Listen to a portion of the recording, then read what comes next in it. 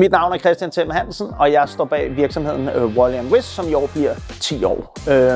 Vi er gået fra at stå hjemme i mit køkken på Østerbro til nu at have godt 2.000 kvadratmeter heroppe i Farum til produktion og lager og kontor. Vi startede jo med at have Danmark som et marked, og i dag der eksporterer vi til mere end 20 lande.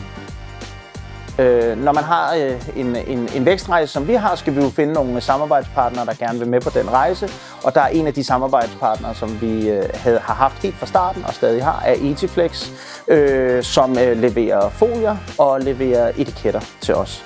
Vi har store krav til dem, de har store krav til os. Vi arbejder sammen om vores mål, og det er sjældent, man finder en leverandør, som egentlig vil samarbejdet. Og jeg føler, at Etiflex hellere vil samarbejdet, end at tjene penge på os. De ser den her rejse, vi kigger ind i. Så det er meget, meget positivt.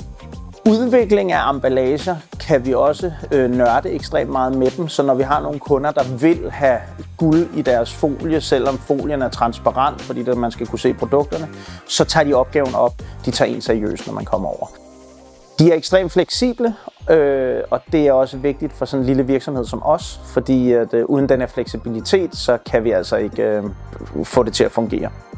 Der er sindssygt mange virksomheder, der er billigere end Etiflex, specielt på store mængder, men der er ikke nogen, der har samme serviceniveau som dem, så derfor så kommer vi til at holde fast i dem til